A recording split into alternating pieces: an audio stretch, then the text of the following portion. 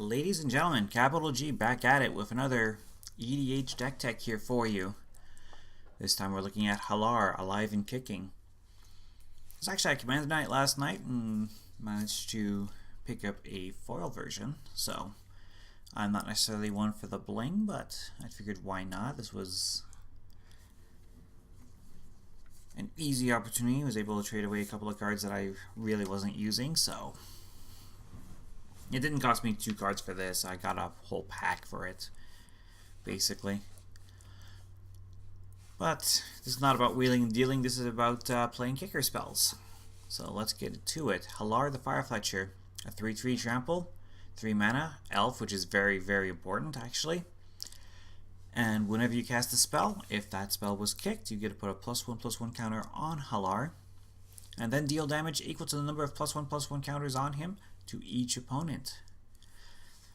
So yeah, this deck is all about the +1/+1 counters, putting them on Hallar and then kicking some spells and dealing damage. And once everyone's worn down, of course, you swing in with your beaters for the win. So what have we got helping him out here? So actually we're going to start with our enchantments here first. Durable Handicraft, Evolutionary Escalation, and Hardened Scales. Durable Handicraft says whenever a creature enters the battlefield under our control, we get to pay an additional mana to put a +1/+1 counter on that creature. So in this deck, we are actually voluntarily raising the price of our commander. Durable Handicraft is not the only example of this. But by raising the basically raising the cost of our commander voluntarily, they'll be coming in with +1/+1 counters already. Evolutionary Escalation, we're voluntarily making our opponent's creatures bigger. Because at the beginning of our upkeep, we put 3 counters on a creature we control and 3 creatures on target creature an opponent controls. But that's also 3 +1/+1 counters on our commander every upkeep, each of our upkeeps. Fair trade considering what we're doing with them. Hardened Scales, of course, is any time a +1/+1 counter, 1 or more, would be put onto a creature we control. It gets an additional counter, so again, let's see, we got both of these guys out. This puts 3 on it. Hardened Scales has like, hey, that should be 4, so they put a 4th one on. That's what it's for. Deadbridge Goliath, Scavenge. He's a 5/5 creature. Turns sideways pretty easily for 4 mana, and get to pay 6 mana if this guy ever ends up in our graveyard, and we can put his power with +1/+1 counters onto our commander. Death's Presence, if any of our creatures die, any of our other creatures die, mind you, they put their power with +1/+1 counters likely onto Hallar.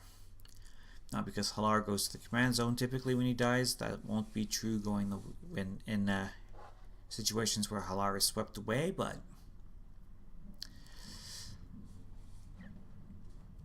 now, Hunting Triad, Reinforce 3. This is what it's here for. 3 in a green, Reinforce 3. Puts 3 +1/+1 counters on target creature, and the Reinforce we can do at instant speed. Or as a sorcery, we can pay 4 and put 3 Elf Warrior tokens into play. There's only 2 reasons we would want to cast the card rather than use the Reinforce ability. And oddly enough, they're both right here. Because in the case of Ivy Lane Nizadin, whenever another green creature enters the battlefield under our control, we get to put a +1/+1 counter on target creature. So if Ivy Lane Nizadin is out, and so is Hallar, we can cast Hunting Triad, get the token creatures, and get the +1/+1 counters. In the case of Immaculate Magistrate, you get to tap her and put a +1/+1 counter on target creature for each elf we control. These guys are elves. So again, it's a case of if the Magistrate is out with our Hallar, we put out the Hunting Triad, tap the Magistrate, and we get the same number of +1/+1 counters on our commander, and we get the token creatures. A couple more enchantments to help us out. Retreat to Kazandu, play a land, put a +1/+1 counter on target Hallar. Rhythm of the Wild. Our creature spells can't be countered, so that's already a good line right here. Non-token creatures you control have Riot, which is also a good line. That would give us the opportunity to put a +1/+1 counter onto our Hallar free of charge when we cast them. Ring of Colonia, Ring of Valkas. Our commander is green and red, so therefore a ring that rewards our equipped creature if it's green by putting a +1/+1 counter on our upkeep, and a ring that does the same for someone who's red. Yeah. They can grant equipped creatures trample and haste. Not so important for our commander, but could be important for our beaters. Trashing Moss Dog, again a scavenge creature. Only 3 power this time instead of 5, but at least this guy, when he comes down onto the board, can block a creature of flying. Verdurous Gearhulk, 4/4 for 5, but it's got trample.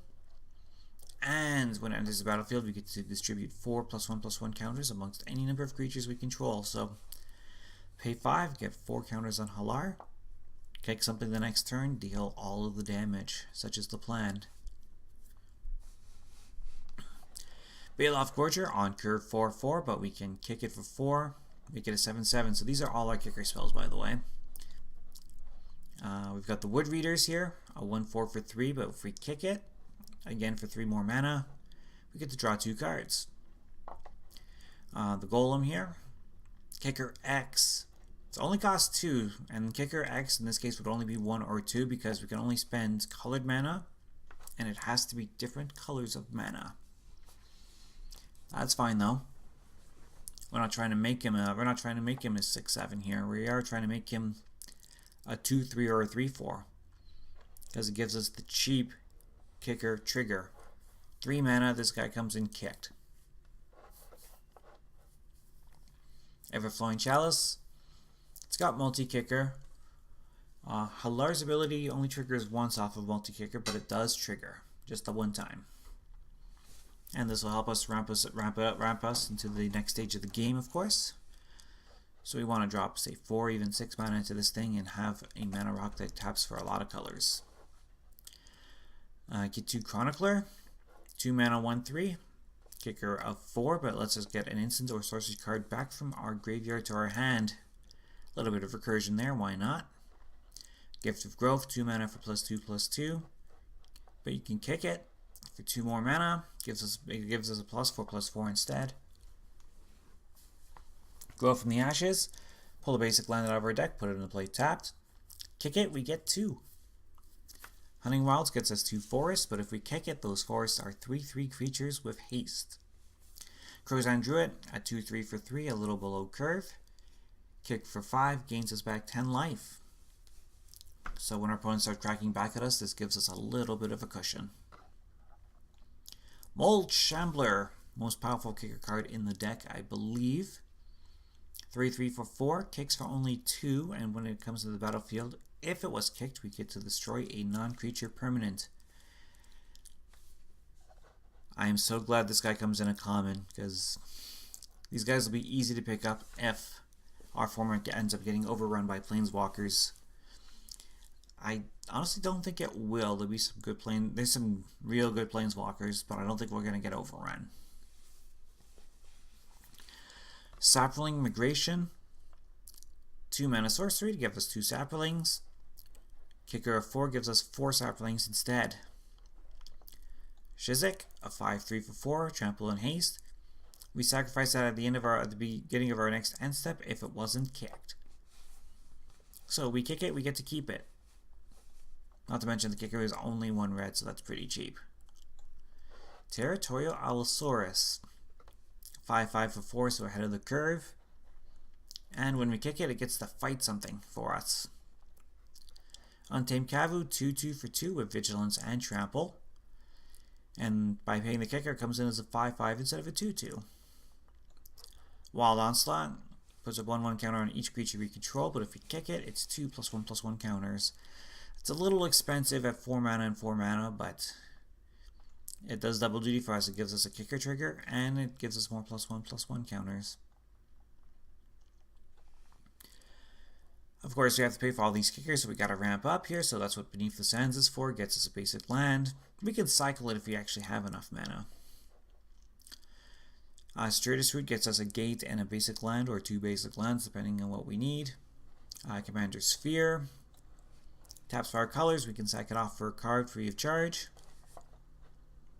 Domri gives us a green or a red, and if it's spent on a creature, it gains Riot. So, yeah, we can give our creatures Riot just by using Domri's +1, and that includes Hallar.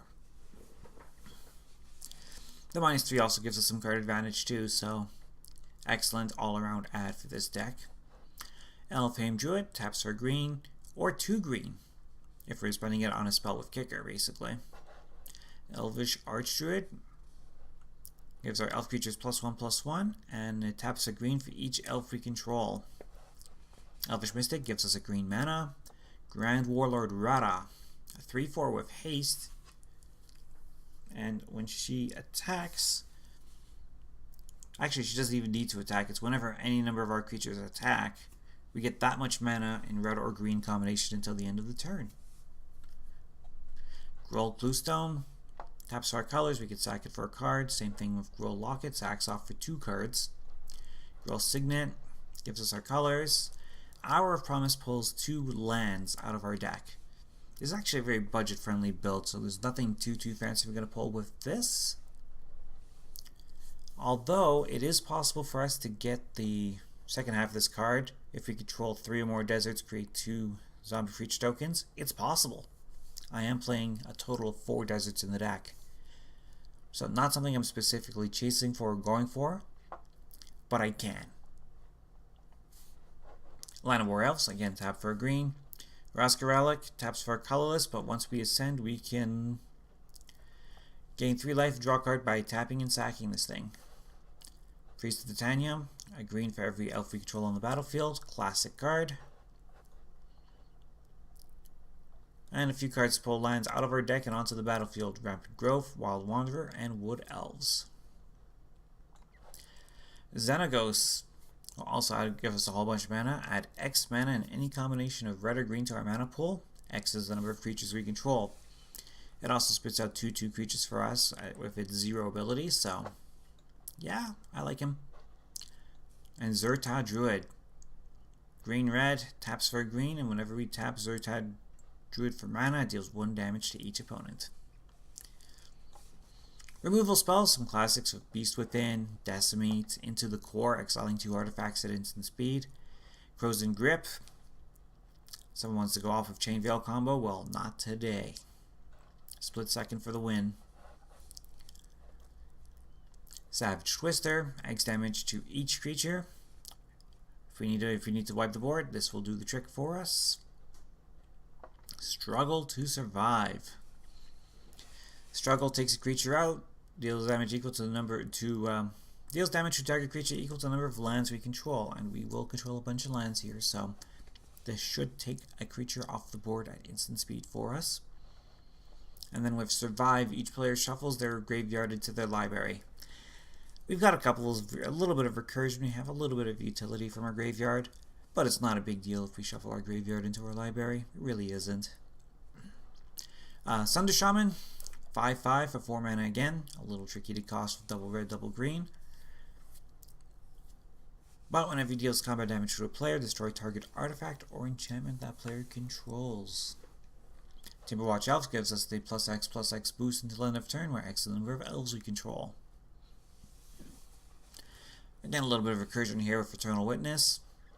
Greater Good. Sacrifice a creature, draw cards equal to the sacrificed creature's power, then discard 3 cards. Fills our hand right back up if a board wipe is coming. Sack off our Hallar, draw 8, 9, 10 cards, whatever he is at that point. Yes, we discard some of those cards to our graveyard, but not a biggie. Harmonize, draw 3 cards, straight up. Corrosive Tusker, 7 mana for 6/5. Expensive. He's not here for that. He's here for the cycling. As we pay 3 mana, we get to pull a basic land from our deck and put it into our hand, shuffle our library, and then we get to draw the card from the cycling.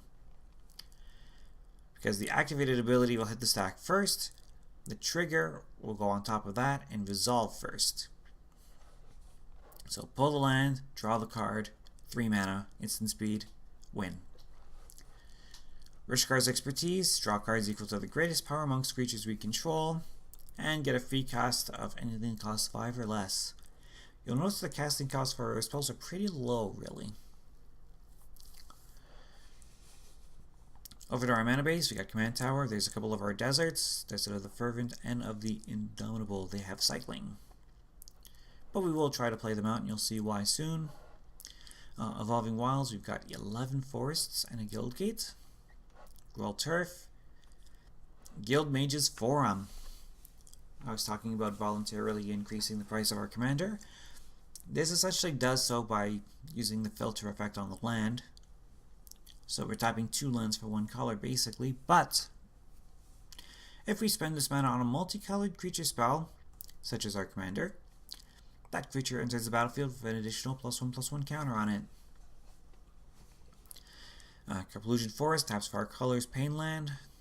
Comes in untapped, so that's why I love the Pain Lands in this format. The Refuge comes in tapped, gains us a life. Llanowar Reborn comes in tapped, comes in with a +1/+1 counter that we can graft onto our Hallar later on in the game. 7 Mountains. Opal Palace, same thing as the Guild Mage's Forum, except it counts the number of times our commander has been cast. So let's say we run into a couple of board sweepers. It's our 3rd time that we're casting our Hallar, and we're using the Opal Palace ability, coming in with 3 +1/+1 counters just based on the number of times it's been cast. Ramunap Ruins, it's only a little bit of damage, but you never know when that matters, so it's a nice little backdoor trick. No one will see it coming in our format. Rogue's Passage, make one of our creatures unblockable, why not? Rootbound Crag, check lands. They come from Ixalan, so they've fallen in price recently. Good opportunity to scoop these up because it rewards us for already having a mountain or forest by giving us an untapped dual land. Rugged Highlands comes in tapped, gives us a life, gives us our colors. Scavenger Grounds, this is the key desert. It's 2 tap and sack a desert, exile all cards from all graveyards. Again, we don't care about our graveyard so much, so I have no objections to sacking the Scavenger Grounds to its own ability to exile all the graveyards, although I'd be just as willing to sacrifice the Ramunap Ruins, or even one of these guys, for that effect. Finishing up our lands here, Metamorphic Expanse, Timber Gorge, and Wirewood Lodge to untap an elf. So that's what I've got for Hallar. Let's show off the details on this one. This one is actually very budget friendly. Apparently we can pick this up for like $87. I mean, we're not playing any $20 fetches here. We're not playing any $15 everything gains trample finishers. It's all about that kicker, man. Really, the expensive cards like Hardened Skills at $450, $479 for Domri, and $5 for the Priest of Titania. Corrosion Grip a little expensive because they haven't reprinted this thing in a while. And the Eternal Witness. Those are your big money cards. That and the Compulsion Forest. Which one was that one? That was the Painland.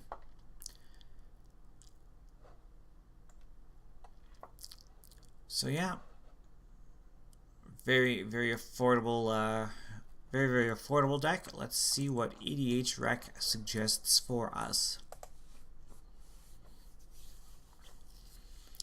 And I've looked through this. A lot of these suggestions are good. Like Forge of Heroes fits with our theme of voluntarily raising the price of our commander. Except the only difference is this actually works with blink effects, so I would consider this for... Actually, I would almost consider Forge of Heroes for that Cowardly Goblin. I don't know if this would actually work. Oh no, it targets a commander, so probably not, but the point stands. Forge of Heroes will work with blink effects. I don't have any blink effects in this deck, but it does work here. Stranger of the Tajaru. This one comes from Innistrad block, and not Innistrad, sorry, original Zendikar block, and I wasn't playing Magic at the time. I had stopped right before this set. for a few years. So I didn't know this card existed until today when I recorded this video. Green, green, X to put X +1/+1 counters on target creature. And each time you pay the multi-kicker, you can target an additional creature. So even if you only multi-kick at once and use 2 of your creatures, well, not only you probably get up, pumping up our +1/+1 counters on our commander, but it's giving us a kicker trigger as well. The only unfortunate thing about it is that the kicker trigger resolves before the spell does. Sol Ring, yes, this deck does not play a Sol Ring. Perhaps it should, but currently it does not. Viduran Emissary, 3 mana for a 2/3, kicker, red and colorless, or red and generic if you will. Comes into play, if you've paid the kicker cost, you get to destroy an artifact. Seems good, and that's not a terrible choice. Varric's Bladewing is an awesome choice. I like it better than the Emissary, that's for sure. For 7 mana, you get 2 4/4 red flying dragons. Sign me up. I am probably going to pick up this card for my deck, actually. Vines of Vastwood. Again, a card I hadn't seen before. Before doing this deck tech. 1 green to give a creature that we control hexproof. Can't be the target of spells or abilities our opponents control, so hexproof. And if it was kicked, we gave him +4/+4 if we kick it, and it's only 2 mana to do that, 2 green mana. So yes, I do like that card, and I'm really considering it. Wolfbriar Elemental, I considered it. I elected not to put it in. Although, in reality, I probably should, because I have the green mana generation to take advantage of the multi-kicker. Get a whole bunch of 2/2 wolf tokens. Cultivate, and by extension, Kodama's Reach. I'm going to say no. Don't really need those here, because as effective as those cards are as ramp, I'm not missing anything, personally. I don't feel like I'm short mana at all of this deck, so I don't feel like Cultivate and Kodama's Reach are a necessity here. Comet Storm, again, to take advantage of all the mana acceleration that we have, why not? Red, red, X with a multi-kicker. Deal X damage to a target, and if you play the multi-kicker, you get to choose another target.